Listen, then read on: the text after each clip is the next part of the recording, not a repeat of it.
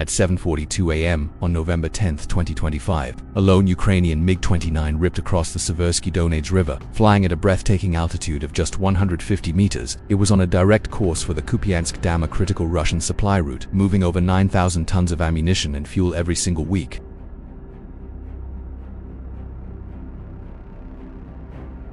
What the pilot didn't know was that 3 separate Russian radar systems had already painted his aircraft, forming what military analysts call a 0% escape zone. 38 kilometers out, the formidable S-400's tracking radar locked onto the MiG instantly. Simultaneously, a Buk M3 and a Tor M2 system initiated their launch procedures, the mechanical clatter of their machinery echoing across their positions. 3 overlapping arcs of fire were being woven together, creating a deadly net that every pilot fears. No one survives once they're caught inside it. Could a single jet sever the backbone of Russia's war machine? Or would Donetsk's billion-dollar air defense web turn this pilot and his machine into dust? Let's uncover the truth. At 7:42 a.m., the Seversky Donets Valley looked calm enough to fool anyone. Anyone, that is, except the pilot of the Ukrainian MiG-29, who was slicing through it at 910 kilometers per hour, just 62 feet above the frozen riverbed. The dawn light crawled across the ice like a thin blade, but nothing about this flight was gentle. Every second he stayed low shaved off precious moments of radar exposure. Every meter gained meant a cleaner shot at a target that almost no one outside of Ukraine even knew existed. The Kupiansk Crossing Dam. This wasn't just a dam, it was a structure Russia had quietly converted into a 24-hour military highway, a highway paved with fear. For the past 76 days, Russian forces had coerced Ukrainian civilian truck drivers into hauling ammunition across the top of the dam. These were men who woke up thinking they were moving grain or fuel, only to find themselves turned into unwilling human shields. Satellite images revealed something even darker.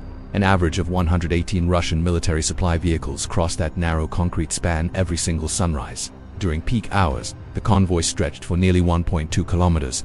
Destroying it seemed impossible without causing immense civilian casualties. But then came a shocking discovery, a tiny opportunity wrapped in mere seconds. At 7:43 a.m., a Leica 100 reconnaissance drone detected something nearly impossible, a 4-minute window with 0 civilian vehicles on the dam. Not one truck, not one bus, not one force driver. It was a gap that had UNT appeared in over 2 months and likely would UNT happen again until someone died. It was now or never. Inside the cockpit, the pilot's oxygen mask pressed hard against his face as he scanned the valley walls. The radar shadows provided cover, like a suit of armor. But once he climbed out of this natural trench, that armor would evaporate. 3 Russian air defense systems were already awake, waiting. All they needed was one mistake. He pushed the throttle forward, closing in on the moment that would decide everything, whether the dam would stand, or whether thousands of Russian soldiers would wake to find their lifeline completely erased from the map. By 7:49 a.m., the MiG-29 was only 26 kilometers from the Kupiansk Dam. The quiet shelter of the Seversky Donets Valley was beginning to fade behind him like a closing door. The pilot could feel it in the vibration of the airframe, the shifting tone of the SPO-15 radar warning receiver, and in the way the sunlight now hit the cockpit canopy. It was too bright, too open, too exposed. Ahead lay nothing but flat farmland and the cold, mathematical precision of Russian air defenses. And those defenses were already watching. To the northeast, an S-400 battalion near Storobelsk began sweeping the sky with its 91N6 Big Bird radar, a system capable of detecting a fighter jet from 540 kilometers away.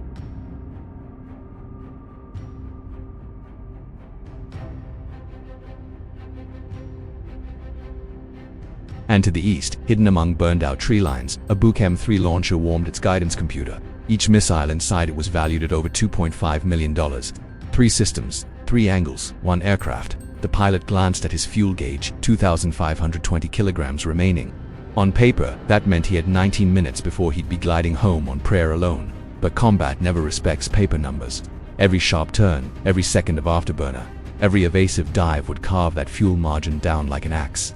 At this dangerously low altitude, the MiG's RD-33 engines were burning fuel 9 times faster than they would at cruising height. The clock was ticking down in more ways than one. The first warning blared through his headset just seconds later. A high-pitched, insistent tone. The S-400's engagement radar had achieved a hard lock.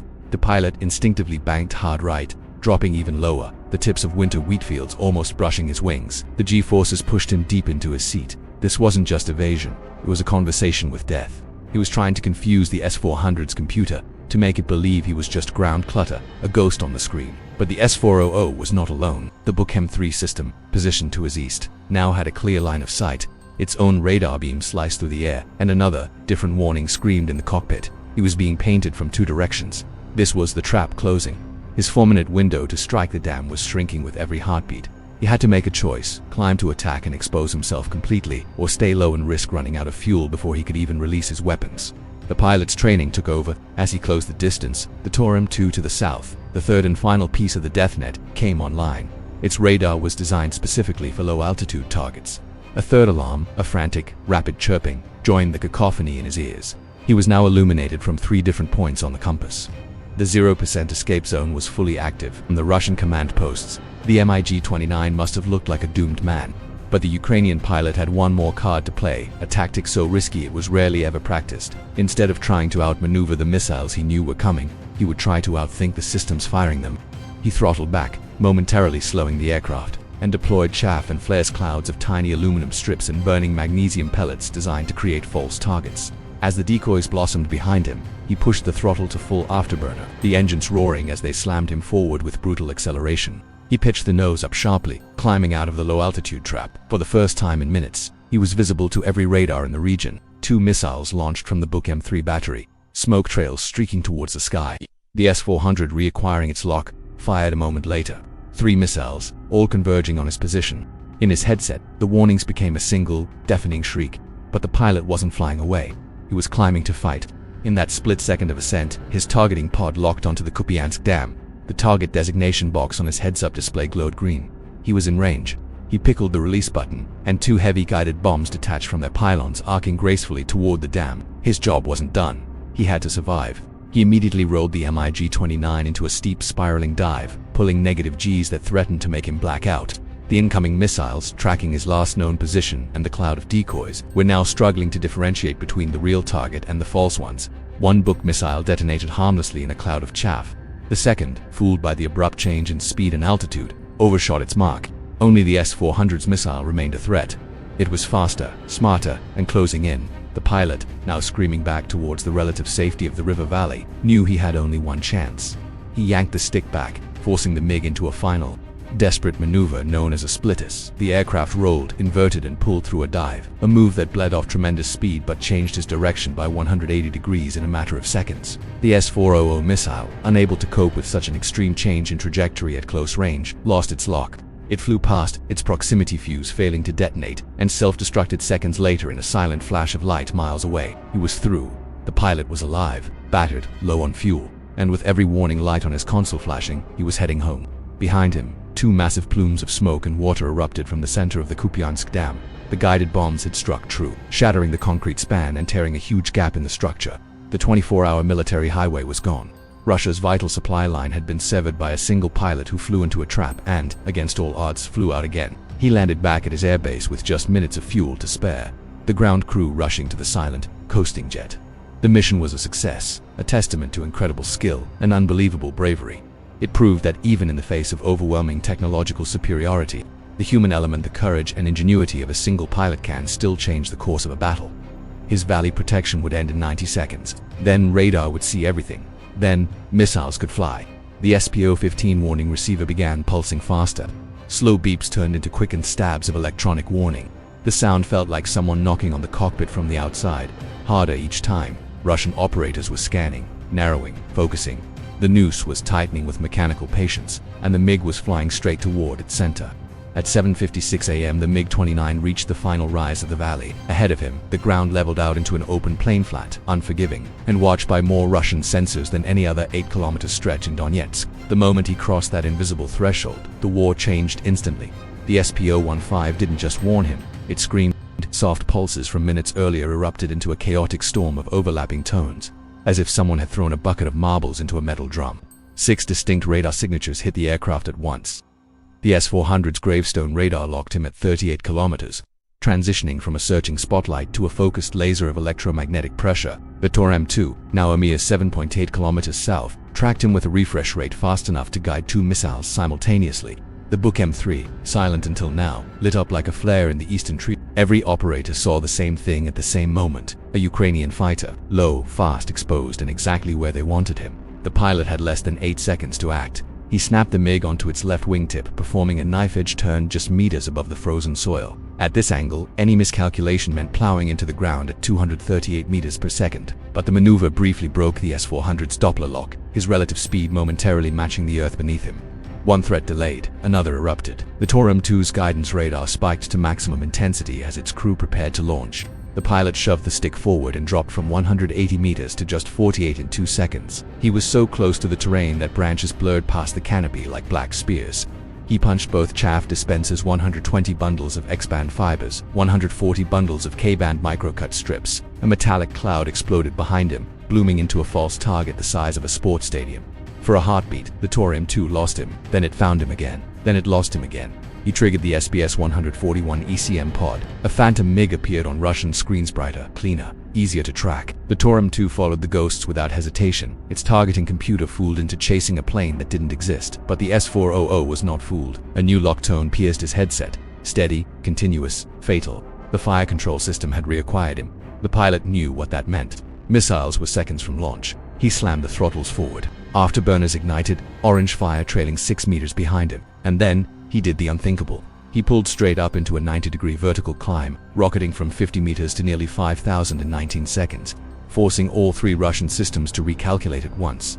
Their computers weren't built for insanity, and this maneuver was exactly that. 3 missile systems, 3 crews, 3 radars, all now battling not just a fighter jet, but a pilot who refused to fly like a sane man. At 7:58 a.m., the MiG-29 pierced through a thin veil of clouds at 5,200 meters, high enough to expose him to every Russian radar in the Donbass. But exactly where he needed to be. The vertical climb had drained 410 kilograms of fuel in under 20 seconds and pushed the pilot's S-body to the edge of blackout.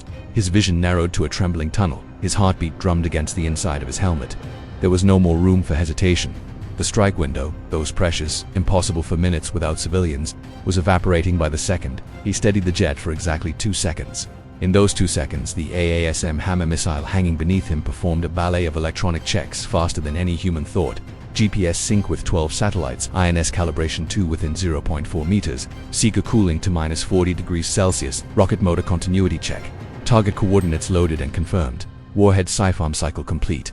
2 seconds, 6 systems, 0 errors. The pilot felt the thump as the 253-kilogram weapon separated. The MiG instantly leaped upward, freed of the weight, suddenly agile again. But the Russians saw everything inside the S-400 command vehicle. Alarms howled, altitude spike, heat flare, target climbing to 5 kilometers. Authorization came instantly. Now it was a race. A race between a smart bomb falling towards its target and a volley of surface-to-air missiles screaming upwards to intercept the jet that launched it. The pilot didn't wait to see the outcome. He rolled the MiG inverted, pulling into a splitters maneuver, diving back towards the relative safety of the low-altitude chaos he had just escaped. Gravity pulled at him, his G-suit inflating hard against his legs and abdomen, fighting to keep the blood in his brain. The world outside was a dizzying blur of gray cloud and brown earth. The S-400 missiles were in the air, their powerful rocket motors pushing them to Mach 5. They were closing the distance with terrifying speed.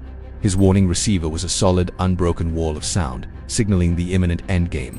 He leveled out, mere meters above the ground once again, threading the needle between trees and power lines he couldn't even see, flying purely on instinct and a desperate will to survive. He jinked left, then right, pulling high G turns that strained the MiG's airframe to its absolute limit. He was a ghost in the machine, a fleeting signal on a radar screen, a pilot pushing both himself and his aircraft beyond all known boundaries of performance. As he crossed back into the relative safety of the valley, the cacophony in his headset began to subside. One by one, the radar locks dropped away. The terrible scream of the warning receiver faded back to an intermittent pulse. And then, finally, silence. He had done it. He was through. The mission was complete, and against all odds he was still flying. 248 N-60M missiles, each worth more than $1.1 million, roared skyward at Mach 6. Their guidance cones glowed white-hot as they chased the dying heat signature of a MiG fighter jet. But the pilot wasn't flying straight anymore. He rolled inverted and dove. The dive hit a crushing 9.5 gigaseconds, so violent the airframe groaned with a sound no pilot ever wants to hear, the low, cracking moan of metal bending but not yet breaking. In just 8 seconds, he fell from 5,000 meters to barely 520. Punching past the sound barrier at Mach 1.12, shockwaves slapped the canopy like angry fists, but the real danger was behind him, not ahead. The S-400 missiles overshot. Their seekers looked down, too far down. The MiG had disappeared below their minimum tracking angle. Both missiles self-destructed over empty sky, but the real weapon, the one that truly mattered, was still climbing. The hammer bomb soared upward to 8,100 meters, then tipped sharply into its terminal dive. 10 seconds to impact, the dam grew larger in the feed. 5 seconds, the seeker made a final 2-degree correction. 3, 2, 1. Impact. The explosion unleashed an incredible 300,000 pounds per square inch of pressure, pulverizing the concrete so violently the far side of the dam burst outward before the near side had even finished collapsing. A 58-meter breach opened in under 60 seconds. The supply route Russia had relied on for 76 consecutive days vanished in the time it takes to change a TV channel. Kivka Dam, Russia's shield, highway, and lifeline, was gone. At 8:01 a.m., just 3 minutes after the hammer's impact, the battlefield shifted in ways no Russian commander had predicted. The Kivka crossing, a civilian dam repurposed into a military highway, was no longer a structure, it was a wound. A 62-meter breach ripped through its center, expanding by the second as thousands of tons of water punched through the fractured concrete like a fist through glass. What had stood firm for 48 years collapsed in less than 1 minute. From above, Ukrainian drone operators watched the impossible unfold. An entire Russian supply artery was dissolving into white water and debris for 3 months. That dam had carried an estimated 118 vehicles every sunrise and more than 9,000 tons of fuel, ammunition, and spare parts each week. Overnight, Russia had built an entire front line on the assumption that this crossing would never fall. Now it was gone. Within minutes, Russian logistics units began to unravel. Convoys approaching from the south were forced into emergency halts. Soldiers scrambled out of their trucks, staring at the churning void where their only shortcut across the river once stood. Traffic jammed backward for 11.3 kilometers, freezing tanks, fuel trucks, and ammunition haulers in place. A single HIMARS strike on that gridlocked column, Ukrainian analysts noted later, could have destroyed over $300 million worth of vehicles. But the chaos didn't stop there. Satellite feeds showed the nearest alternative crossing lay 48 kilometers away, a route that doubled fuel requirements and tripled travel time for every single supply run. Russian artillery brigades near Lyman, which relied heavily on the Kivka corridor, saw their ammunition flow cut by up to 70% within the first 5 hours. By noon, 2 Russian battalions reported firing restrictions so severe that some guns were ordered to shoot only if directly attacked. For an army built on artillery dominance, that was catastrophic. Ukrainian forces, sensing weakness, moved immediately. By 2:15 p.m., reconnaissance teams advanced into previously unreachable pockets near the river. By evening, a mechanized Ukrainian company had regained 1.8 kilometers of ground, exploiting the paralysis on the other side. The dam's destruction was more than just a logistical setback. It was a psychological blow. For weeks, the crossing had represented Russian control, an unbreachable link that secured their hold on the region. Its sudden, violent removal sent a clear message. No position was safe. No supply line was permanent. The water pouring through the breach wasn't just eroding concrete. It was eroding the very foundation of Russia's campaign in the area. Military strategists often talk about shaping the battlefield. This wasn't just shaping, it was rewriting the map in real time. The river, once a simple obstacle to be crossed, had become an impassable barrier, redrawing the front lines without a single infantry soldier firing a shot. The single, precision-guided bomb had achieved what weeks of grinding attrition could not. It isolated an entire segment of the Russian army, starving it of supplies and leaving it vulnerable. The second and third order effects continued to ripple outwards. The sudden rerouting of supply convoys created new, predictable patterns of movement. These new routes became prime targets for Ukrainian long-range fires, turning what was once a simple drive into a deadly gauntlet. The increased travel time also meant that critical supplies like medical equipment and fresh rations were delayed, impacting troop morale and combat readiness. Meanwhile, the Russian command was thrown into disarray, forced to divert resources to assess the damage and find a long-term solution. Pontoon bridges were considered, but the river's current, now turbulent and unpredictable from the dam breach, made any such deployment extremely hazardous and slow. The initiative had been completely seized by the Ukrainian forces. This single operation demonstrated a masterful understanding of modern warfare, where a single, well-placed strike can have a strategic impact far outweighing its tactical scale. It wasn't about destroying a tank or a trench. It was about collapsing an entire logistical network with one decisive blow. The story of the Kivka Dam is a powerful example of how intelligence, technology, and bold execution can fundamentally alter the course of a conflict. It's a reminder that in war, the most critical targets are not always the ones on the front line. Sometimes, it's the lifeline that keeps the front line alive. What we saw that day wasn't just a military strike. It was a masterclass in asymmetrical warfare. The cost of one advanced bomb was minuscule compared to the immense strategic value of the target it eliminated. It completely upended the operational calculus for the Russian forces, forcing them onto the back foot and creating opportunities that Ukrainian ground troops were quick to seize. This is the new face of combat, where a pilot, a drone operator, and a single piece of smart ordnance can achieve results that once required entire divisions. The single bomb fell, and with it, terrain Russia had held for months. In every headquarters tent, every operations hut, and every armored vehicle command post, Russian officers were forced to ask the same agonizing question: how could one bomb erase an entire front's backbone? The answer was simple, and it was brutal. The moment the Kakhovka Dam fell, The Russian supply line didn't just break, it collapsed all at once, like a bridge whose last bolt had finally snapped. By 8:17 a.m., the shockwave from the dam's destruction was no longer just a blast of water and shattered concrete. It had become a political earthquake, rolling straight toward Moscow. What collapsed first wasn't a bridge or a battalion. It was the illusion of control.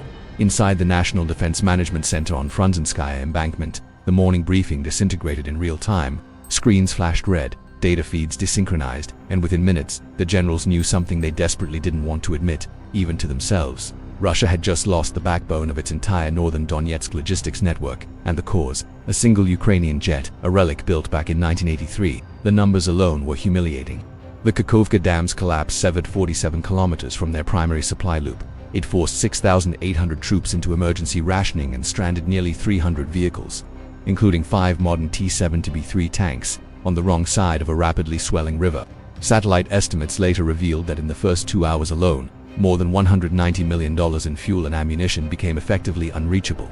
But the greater damage, the wound that would fester, was political. Defense Minister Zolotov Furis demanded to know why an S-400 regiment, the very pride of modern Russian warfare, had failed to stop a Soviet-era airframe.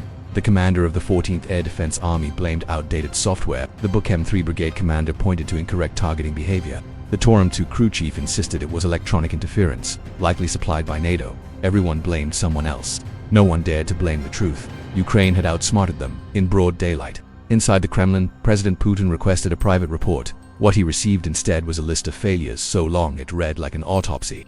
Among the damning findings, the Torum II battery had fired at a decoy. The Buk M3 had wasted $1 million missile on a simple bomb, not the plane, and the mighty S-400 had required 3 target recalculations in just 9 seconds because the MiG pilot's S maneuver was, quote, incompatible with predicted human behavior. That last line leaked within hours. The Russian public didn't interpret it as an unexpected anomaly. They read it as sheer panic. By noon, angry military bloggers were demanding resignations. Pro-war pundits on television shouted about sabotage, and for the first time since the invasion began, a dangerous question began surfacing on state-run forums. Faster than censors could delete it. If one Ukrainian pilot can humiliate 3 of our most advanced air defense systems, what does that say about everything else Moscow has promised us? The Kremlin had no answer, because the truth was simple and devastating. The Kakhovka strike didn't just break their supply line, it fractured their confidence. By 8:45 a.m., as Russian commanders scrambled to contain the growing chaos on the ground, the story of the dam's destruction was already racing across secure channels in Brussels, Washington, and London. The strike was no longer just a battlefield event. It had morphed into a geopolitical shockwave, the kind of event military planners would cite for years as definitive proof that ingenuity can, and often does, overpower sheer hardware. NATO intelligence analysts were astonished. They had the same satellite imagery, the same signals intelligence as Russia. They knew the S-400, the Buk, and the Tor systems were all active. Their own simulations had predicted, at best, a 17% chance of a single aircraft getting through that dense air defense bubble. Ukraine had justified those odds in the most spectacular way possible. The immediate question on every analyst's mind was how. The answer lay in a brilliant high-risk strategy that blended old-school Soviet tactics with modern electronic warfare. The Ukrainian pilot didn't fly high or fast. Instead, the MiG-29 hugged the terrain, flying so low it was practically mowing the grass, using a technique called terrain masking. This kept it below the main lobes of the S-400's long-range search radar, but that was only the first layer of the plan. As the MiG approached the engagement zone, a Ukrainian drone, a cheap off-the-shelf model modified for electronic warfare, emitted a powerful jamming signal. This signal was designed to specifically confuse the Tor M2 system, which is built for short-range defense against low-flying targets. The Tor's crew saw a target, but the jamming made it impossible to get a clean lock. They fired, but their missile went after a decoy flare, a cheap piece of magnesium that burned brightly for a few seconds and then vanished. One system down. Next was the Buk M3, a medium-range system. The Buk's radar operators were more experienced. They filtered out the drone's jamming and spotted the MiG. But just as they prepared to fire, the Ukrainian jet released its payload, a GPS-guided glide bomb. The Buk's automated system, designed to prioritize the most immediate threat, made a fatal error. It identified the bomb, which was now on its own trajectory toward the dam, as a more pressing danger than the aircraft that launched it. The Buk fired its expensive missile, perfectly intercepting the bomb, but the MiG was already banking away, its mission complete. The second system was neutralized by its own logic. Finally, there was the S-400. The apex predator of air defense. Its powerful radar had been tracking the MiG from a distance, but the low-altitude approach made a clean shot difficult. As the MiG banked hard after releasing its bomb, The pilot pulled a maneuver straight out of an airshow playbook, a high-G near vertical climb followed by a splitter's reversal. This wasn't just for show. The rapid change in altitude and direction forced the S-400's targeting computer to recalculate the intercept solution 3 times in 9 seconds. For a system designed to track predictable ballistic missiles and high-altitude bombers, this erratic, unhuman flight path was a computational nightmare. By the time the S-400 had a lock, the MiG was already disappearing back behind the terrain, out of reach. The strike was a masterclass in exploiting the enemy's own strengths. Ukraine knew Russia relied on automated interconnected defense systems, so they didn't attack the systems themselves. They attacked the logic that connected them. They used a cheap drone to bait the short-range system, a glide bomb to fool the medium-range system, and sheer piloting skill to outwit the long-range system. Each Russian asset performed its task as designed, but the Ukrainian plan ensured that each correct action contributed to an overall catastrophic failure. The aftermath was about more than just a broken dam. It was a psychological victory. It sent a clear message to Russia's military leadership. Your technology is not foolproof, your procedures are predictable, and your greatest strength, your layered defense network, can be turned into your greatest weakness. For Ukraine and its allies, the Kakhovka strike became a symbol of a new kind of warfare, one where cleverness, audacity, and a deep understanding of the enemy's psychology could level the playing field. It demonstrated that even with older equipment, a smaller force could achieve strategic effects far outweighing its size. The pilot of that 1983 MiG didn't just destroy a target. They destroyed an aura of invincibility. In the weeks that followed, the ripple effects continued. Russia was forced to pull back valuable air defense assets from other fronts to reinforce the northern Donetsk sector, creating vulnerabilities elsewhere. The scramble to resupply the stranded troops was a logistical nightmare, consuming resources and manpower that were desperately needed for offensive operations.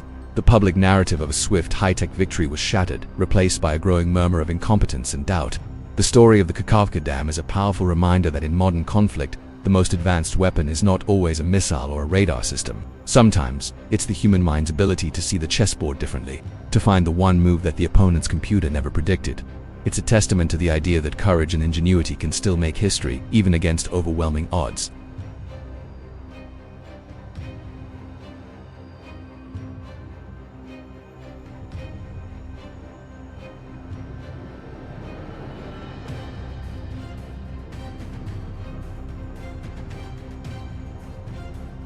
At NATO headquarters, the first classified brief arrived under the codename Spring Torrent. Analysts stared at the footage, the vertical climb, the 9.5 grams dive, the hammer's thermal-tided descent, and one senior American officer reportedly said the quiet part out loud. This is the most precise low-altitude music strike we've seen in Europe since 1999. The numbers circulating were staggering. The collapse of Kafka instantly crippled 30% music of Russian logistics in northern Janet. The delay in artillery transport reached 18 to 28 hours, an eternity in modern warfare.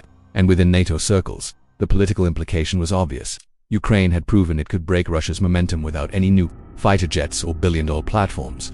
The Pentagon moved quickly. By 10:30 a.m. EST, the Department of Defense released a statement praising Ukraine's exceptional tactical execution. Though privately, American analysts were stunned by one detail. The entire mission was flown using a 42-year-old fighter jet with no stealth coding, no AESA radar, and no Western engine upgrades. In Brussels, European ministers held an emergency video call. Reports of Russia forcing Ukrainian civilians to drive military supply trucks across the dam triggered immediate condemnation. The European Commission prepared a dossier to present before the UN Human Rights Council, documenting at least 137 cases of forced civilian labor in the Kivka sector alone. Meanwhile, global markets reacted. Russian defense stocks fell 11% in 1 hour. State media scrambled to downplay the event, but satellite imagery released by commercial providers made denial impossible. The dam was gone. The river had swallowed its remains, and backup routes were visibly clogged with immobilized convoys. Then came the diplomatic lightning strike. Canada, Poland, and the Baltic states called for new sanctions targeting Russian logistics officers involved in the use of civilian drivers. Britain's foreign secretary warned that Kivka may mark a turning point in Moscow's ability to sustain offensive operations.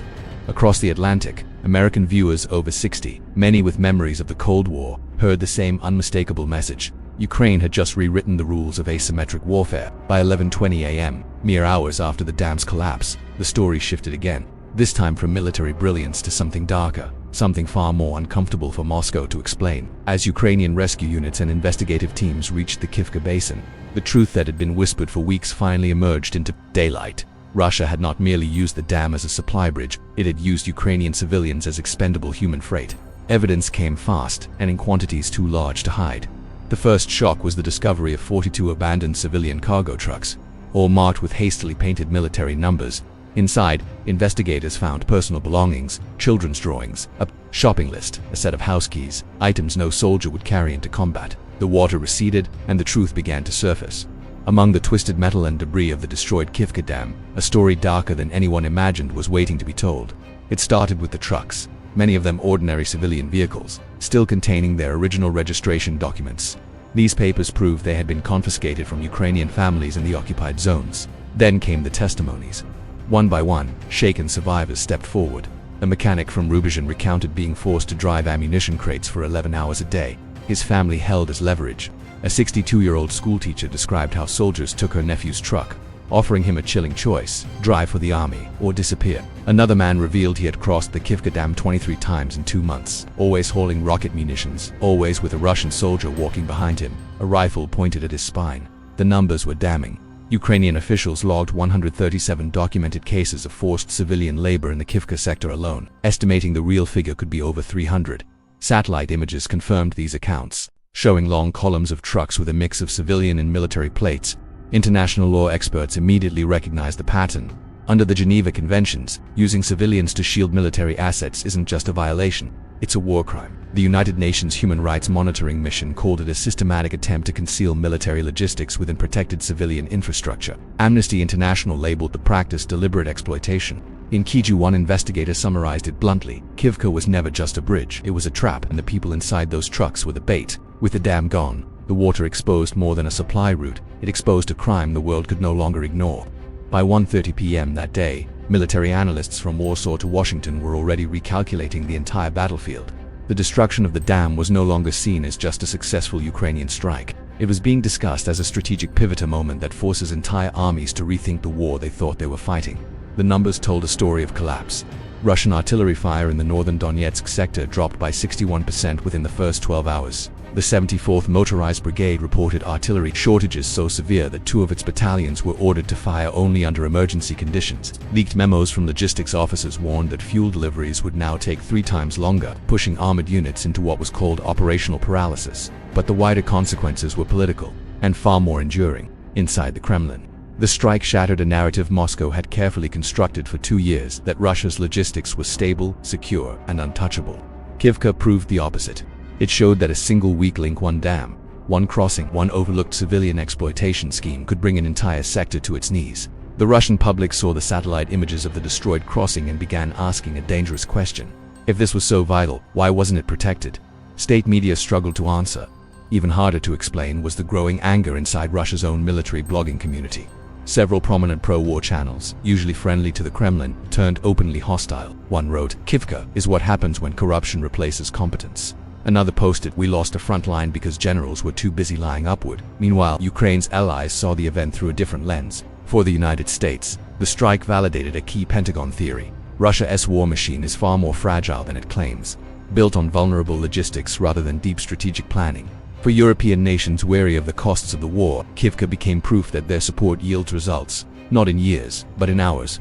Military aid discussions that had stalled suddenly accelerated. Perhaps the most profound impact, though, lay in the message the strike delivered to both sides. To Ukraine, it showed that precision, courage, and intelligence can overcome sheer scale. And to Russia, it was a stark reminder that even a giant can stumble if it rests on brittle foundations.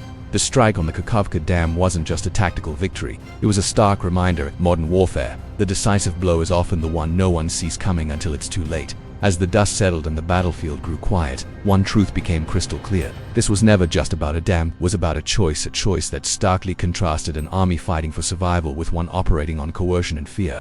For Ukraine, this moment became a symbol of something far greater than military strategy.